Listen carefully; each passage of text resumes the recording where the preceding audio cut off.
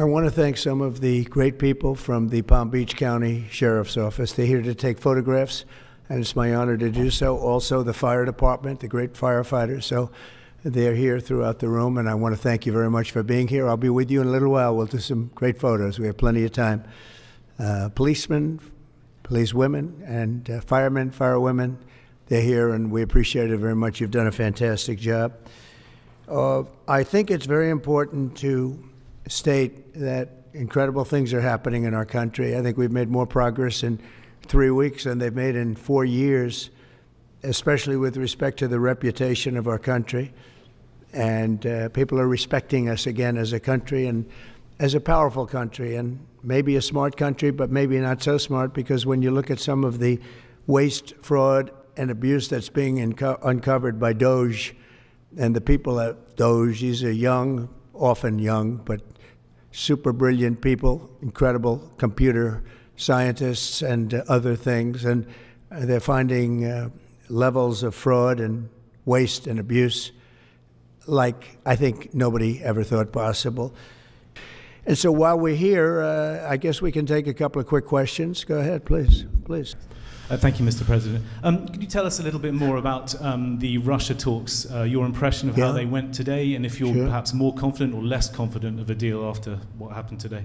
Well, much more confident. They were very good.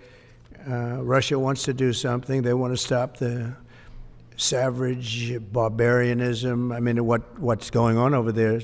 It's soldiers are being killed by the thousands on a weekly basis. It's ridiculous. And they're not American soldiers. They're Russian soldiers, and they're Ukrainian soldiers largely, although a lot of Koreans have been killed, as you know. Quite a bit of them have been killed. They came over to fight, and a large portion have been wiped out. But we want to end it. It's a senseless war.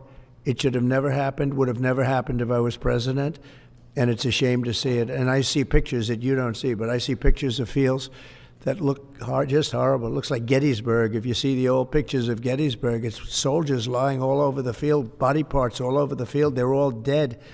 And this is going on a daily basis. It's a horrible thing. Both Russia and Ukraine, they're losing thousands and thousands of soldiers, and a lot of people have been killed too. I think that's one of the things that you'll see historically, and you'll see later on as it goes along. I think people are going to be surprised at how many people, not only soldiers, have been killed in Ukraine. A lot more people than you think. Yeah, please. President Trump, as part of a peace deal with Putin, would you be willing to consider removing all American troops from Europe? Well, nobody's asked me to do that, so I don't think we'd have to do that. I wouldn't want to do that. But that question's never really come up. Yeah. Please. Sir, do you support stationing European peacekeeping troops in Ukraine as part of this peace deal? If they want to do that, that's great. I'm all for it. If they want to do that, I think that'd be fine. Even if the Russians are I mean, I know France has mentioned it. Others have mentioned it. UK has mentioned it. But, if we have a peace deal, I think having troops over there from the standpoint of Europe, we won't have to put any over there because, we're very far away. But having troops over there would be fine. I would not object to it at all. We're talking about this now, peace. We have either a ceasefire or a peace itself, and we're looking to do both. We'd start off with the ceasefire, and if they want to do that. I know France was willing to do that, and I thought that was a beautiful gesture. Yeah, please. Do you have any message for Ukrainians who, after 3 years of fighting, might feel betrayed or disappointed at not having a seat at these initial talks in Saudi Arabia? Well, I think I'm really disappointed in what's happened. I've been watching this for 3 years. It's a war that would have never happened if I was president, and I've been watching these people being killed at levels that you've rarely seen, not even close, since the Second World War. And I'm very disappointed. I hear that, they're upset about not having a seat. Well, they've had a seat for 3 years and a long time before that. This could have been settled very easily. Just a half-baked negotiator could have settled this years ago without the loss of much land, very little land, without the loss of any lives, and without the loss of cities that are just laying on their side. You have those magnificent golden domes that are shattered, will never be replaced. You can't replace them. 1,000-year-old domes that are so beautiful, you can't replace that. A whole civilization has changed because of what. So when they're worried about not being seated, you mean somebody that should have gone in and made a deal a long time ago. You could have made a deal. This is one that could have made a deal. There was no talk of this during the Trump administration. Putin would have never, ever done it. And by the way, we wouldn't have had October 7th. You know that. We wouldn't have had October 7th either in Israel. And we wouldn't have had that mess that's going on over there. It's like we have great fire people here. We're putting out fires. All over the world we're putting out fires. So that wouldn't have happened. And you know what else wouldn't have happened? Inflation.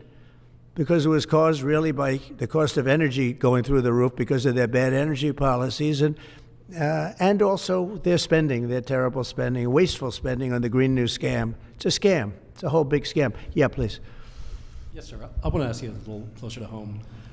What would it take for you to reconsider the restrictions on the Associated Press?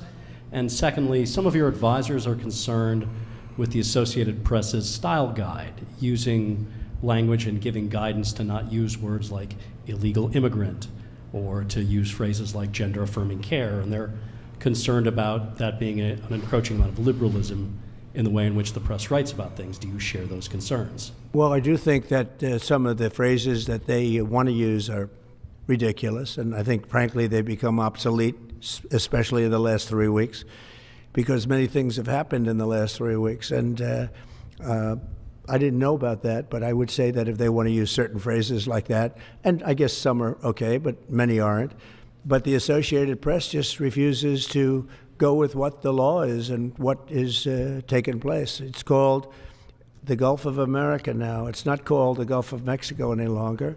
I have the right to do it, just like we have the right to do Mount McKinley, and nobody's even challenging that.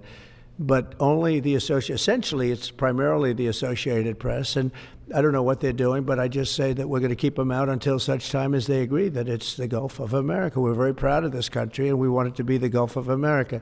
Now, the Associated Press, as you know, has been very, very wrong on the election, on Trump and the treatment of Trump and other things having to do with Trump and Republicans and conservatives. And they're doing us no favors, and I guess I'm not doing them any favors. That's the way life works. But, you know, thank you for the question. Who are you with? Very good question. Thank you. Yes. We're hearing that Russia wants to force Ukraine to hold new elections in order to sign any kind of a peace deal. Is that something that the U.S. would ever support? Well, we have a situation where we haven't had elections in Ukraine. Well, we have martial law, essentially martial law in Ukraine, where the leader in Ukraine, I mean, I hate to say it, but he's down at 4% approval rating, and where a country has been blown to smithereens. You got most of the cities are laying on their sides. The buildings are collapsed. It looks like a massive demolition site. The whole, I mean, so many of the cities. I mean, they haven't done it in Kiev because I guess they don't want to shoot too many rockets in there. They've done it 20%, but they haven't done it 100%. If they wanted to do it 100%, it would probably happen very quickly. But you have cities that are absolutely decimated. And yeah, I would say that, you know, when they want a seat at the table, you could say the people have to, wouldn't the people of Ukraine have to say, like, you know, it's been a long time since we've had an election. That's not a Russia thing. That's something coming from me and coming from many other countries also. You know, Ukraine is being just wiped out. Look at what's happening to the cities. There are cities, there's not even a building standing. It's a massive, you talk about Gaza. I mean, it's literally, these cities look like Gaza. Actually, many have, percentage-wise, more buildings knocked down than in Gaza. So, you know, people are tired of it. People want to see something happen. And, you know, the other thing that it's been bothering me for a long time, because I solved the problem with NATO. They paid hundreds of billions of dollars into the funds of NATO when I said you got to pay, because the United States was paying for European countries, and then they take advantage of us on trade. But I've seen it. Look, they have to pay. They have to find out, where's the money going to? We have I believe President Zelensky said last week that he doesn't know where half of the money is that we gave him. Well, we gave them, I believe, $350 billion, but let's say it's something less than that, but it's a lot.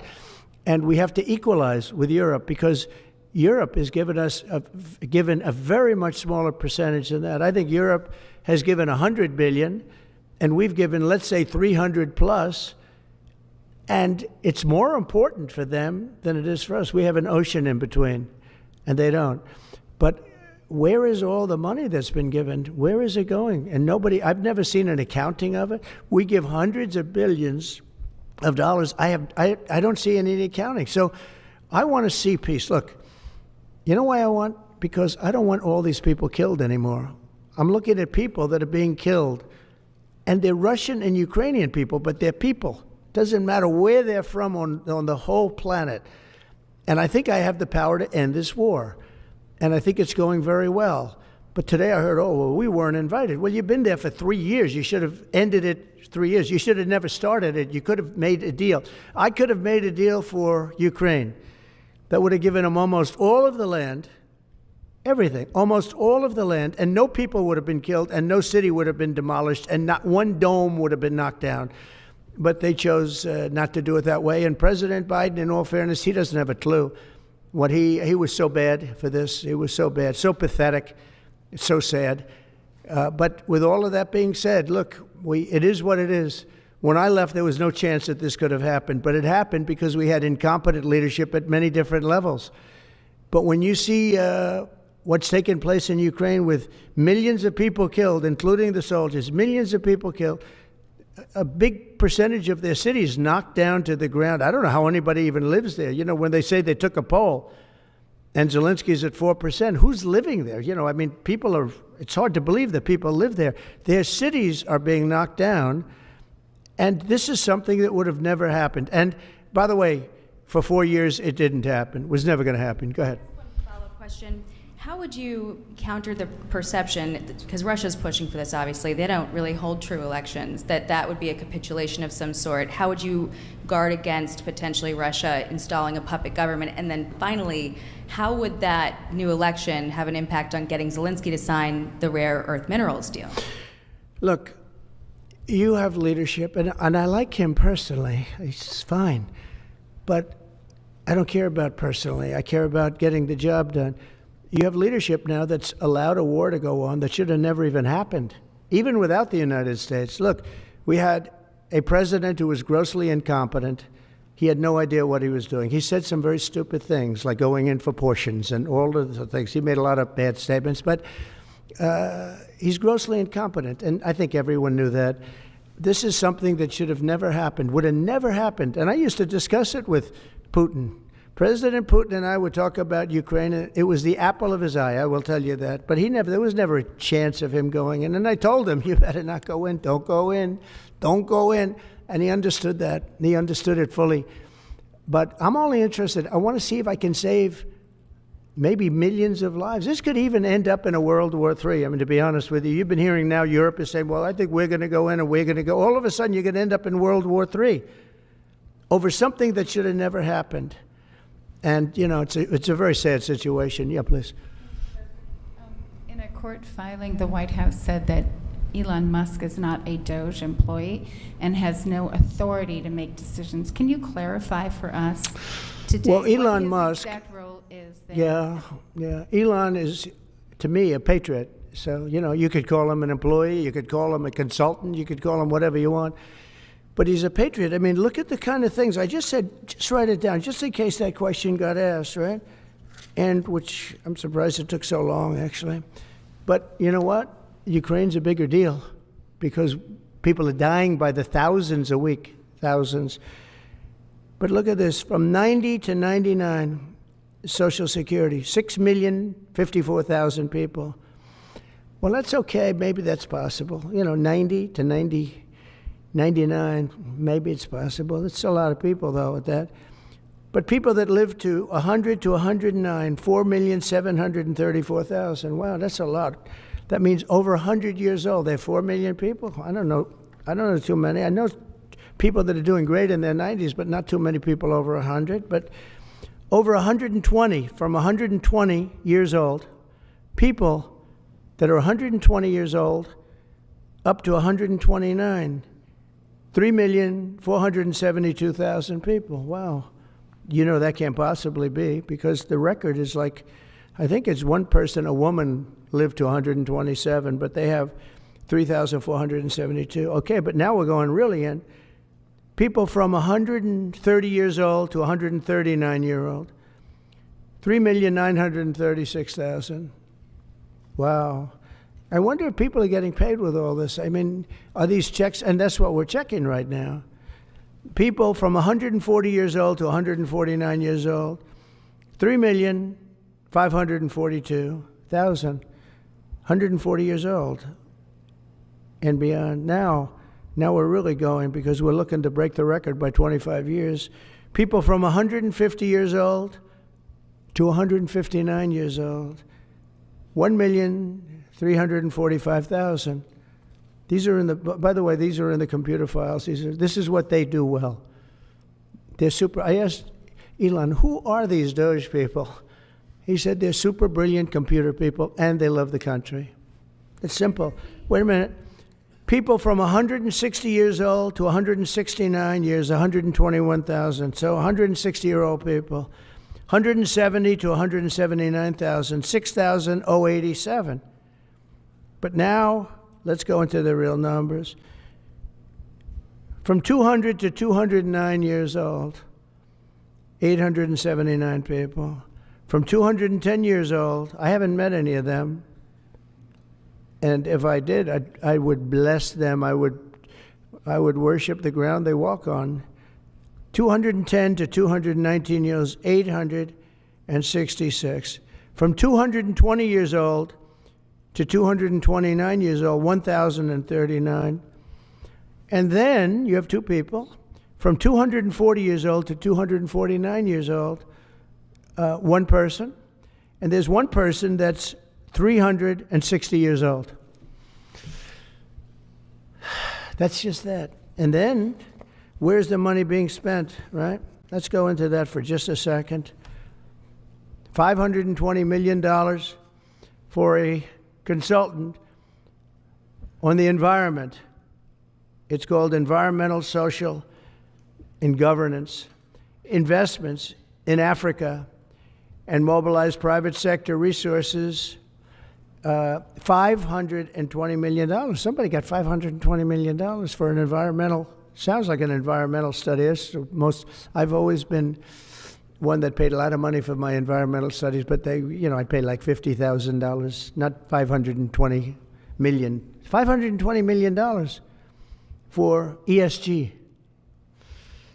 $25 million to promote biodiversity, conservation, and promote licit livelihoods by developing socially responsible behavior in the country of Colombia. Well, it's nice, $25 million to go into Colombia for something that nobody ever heard of.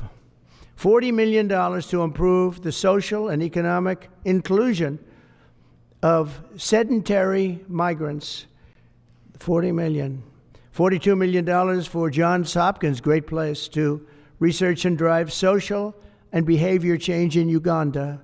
$42 million. What about us? What about social change in our country? $70 million for a center at Purdue to research university-sourced, evidence-based solutions to developmental challenges. I mean, these are massive numbers on things that nobody ever heard about. $10 million for Mozambique voluntary medical male circumcisions. $10 million for circumcisions in another country. $9.7 million for UC Berkeley to develop a cohort of Cambodian youth with enterprise-driven skills. In other words, let's teach them something about enterprise. What about our people? Can't we teach them about enterprise? $2.3 million for strengthening independent voices in Cambodia. $32 million to the Prague Civil Society Center, which is a very liberal group of people. Wonder how much of that money came back to the people that approved it. $14 million for improving public procurement in Serbia. $486 million to the Consortium for elections and political process strengthening, including $22 million for inclusive and participatory political process in Moldova, and $21 million for voter turnout in India. Well, why are we giving $21 million to India? They got a lot of money. They're one of the highest taxing countries in the world in terms of us. We can hardly get in there because their tariffs are so high. I have a lot of respect for India. I have a lot of respect for the Prime Minister. He just left, as you know, 2 days ago. But we're giving $21 million for voter turnout. It's voter turnout in India. What about, like, voter turnout here? Oh, we've done that, I guess. We did $500 million, didn't we? It's called the lockboxes. $20 million for fiscal federalism in Nepal. Listen to these numbers. This is all fraud. $19 million for biodiversity conservation in Nepal. $1.5 million for voter confidence. We want to give them confidence in Liberia. $14 million for social cohesion in Mali. $2.5 million for inclusive democracies in South Africa. $47 million for improving learning outcomes in Asia. Asia's doing very well. They're doing a lot better than we do in the schools, aren't they? $2 million to develop sustainable recycling models to increase socioeconomic cohesion among marginalized communities in Kosovo and Eskali and in Egypt. We're talking about hundreds of billions of dollars. I could, by the way, I could read this all day long. I could go on all day long, and you'll see hundreds of billions of dollars, and we're doing it. But when I saw the Social Security numbers, I said, wow, that's really something. So we have, let's just go above 100 years old. We have millions and millions of people over 100 years old. Everybody knows that's not so. We have a very corrupt country, and it's a sad thing to say, but we're figuring it out. Now, the good thing about Social Security and what I read is if you take all of those numbers off, because they're obviously fraudulent or incompetent, but if you take all of those millions of people off Social Security, all of a sudden we have a very powerful Social Security with people that are 80 and 70 and 90, but not 200 years old. You know, so it's a very positive thing. How about over here? Yeah, please. Your reaction to Michelle King, the head resigning after the Doge. Who resigned? I don't know. I mean, I resigned or got fired. I think got fired. You know, when you fire somebody, they always resign, and then they say, we resigned. But when you have numbers like that, I think really it's got fired. They have to get fired. Who would keep them? How could you have numbers like this? Now, the big thing is, how many of these people got paid? Were they getting paid? Were they getting paid? How many of them were getting paid Social Security? Because if that's the case, it's a massive fraud. We'll have to call those great Palm Beach police into this situation, right? You guys would figure that out very quickly. But how many of them are being paid? I mean, maybe millions of them, but it's a total fraud. Also, a lot of illegal immigrants are in Social Security that shouldn't be there. Yeah, please, go ahead. Mr. President, there was a big wave of probationary federal workers who were fired over the weekend. Some of these workers focus on nuclear weapon security, were immediately rehired. Do you have any concerns about how these terminations have played out? No, not at all. I think we have to just do what we have to do. It's, you know, you're gonna, it's amazing what's been found right now. It's amazing. If we feel that in some cases they'll fire people and then they'll put some people back, not all of them, because a lot of people were let go. Don't forget, I got elected on the basis of making our government stronger and smaller, because we have millions of people that obviously they're paying millions of people that shouldn't be paid. And that has also to do with workers. Yeah, please. No, go ahead. Actually, yes, New York Times. Sorry. Mr. President, given your concerns about corruption, you said that if there were any conflicts of interest with Elon Musk, you wouldn't let him anywhere near it. That's right. Doge and SpaceX employees are now working directly at the Federal Aviation Administration and the Defense Department, agencies that have billions of dollars in contracts with Musk's companies or that directly regulate his companies. How is that not a conflict of interest? Well, I mean, I'm just hearing about it, and if there is, and he told me before I told him, but obviously I will not let there be any conflict of interest. He's done an amazing job. They've revealed, in fact, he's going to be on tonight, a big show called Sean Hannity at 9 o'clock, and he's on and I'm on, and we talk about a lot of different things. And any conflicts, I told Elon, any conflicts, you can't have anything to do with that. So anything to do with possibly even space, we won't let Elon partake in that. Yeah, please. On immigration, sir, you said you would be sending the worst of the worst to Guantanamo Bay. What we're finding out is that there are a lot of low-risk migrants who don't have a criminal background who are also being sent. Are you thinking about this differently now? No, they're going to be brought back to their countries. And with some persuasion, every one of those countries, everyone in the, as you know, every country is taking the people back. So some of them are going to be brought back to, many of them, any of them that are low risk, as you say, are going to be brought back to their countries. All right, how about one more? Yeah, please. Thank you, Mr. President. What can you tell us about the CIA drone flights over Mexico? Is this the next step in the war against the cartels? Well, we're going to see. Should they have authority to take lethal action? Mexico's allowed a tremendous number of people to go through their country into ours, and even people coming from Mexico, and illegals, totally illegal. They've allowed people to empty jails into Mexico and then let them come through with this totally ridiculous open border policy of the Biden administration. So millions of people have come in, and hundreds of thousands, and actually millions, are criminals. They came in from jails all over the world. They'd release them into Mexico, and they come into our country. And they also came in from Canada, by the way, large numbers through Canada. In fact, when we closed up the one border, they came in through the other border. So Canada is not an uninterested party. But I will say this, we're dealing with Mexico. I have a very good relationship with Mexico, but I think Mexico is largely run by the cartels, and that's a sad thing to say. And if they wanted help with that, we'd give them help. But Mexico, if you look at what's gone on with Mexico for years now, but now especially, it's run by the cartels.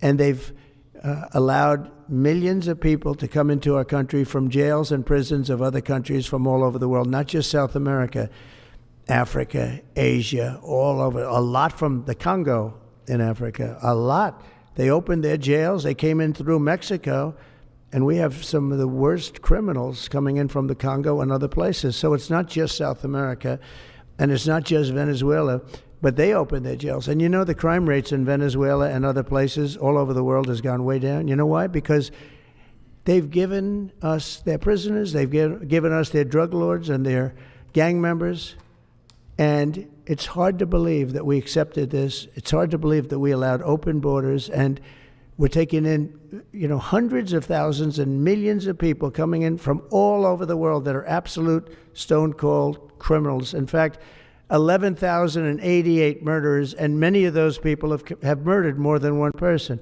Why are they giving us these people, and why are we taking these people under Biden? You know, you had a border czar that never went to the border. But here's the good news. We have the most secure border we've ever had right now. As secure and even more secure than I had it 4 years ago. And the Border Patrol is doing incredible. ICE is doing incredible. Tom Homan's unbelievable, and Kristi Noem has been just working very, very hard, very, very hard. And we have the best numbers we've ever had, and we're going to keep it that way. And we're going to find out how a thing like this could have happened to our country, because who would allow this to happen? What they've done to our country is so sad. Thank you very much. Thank you. Thank you.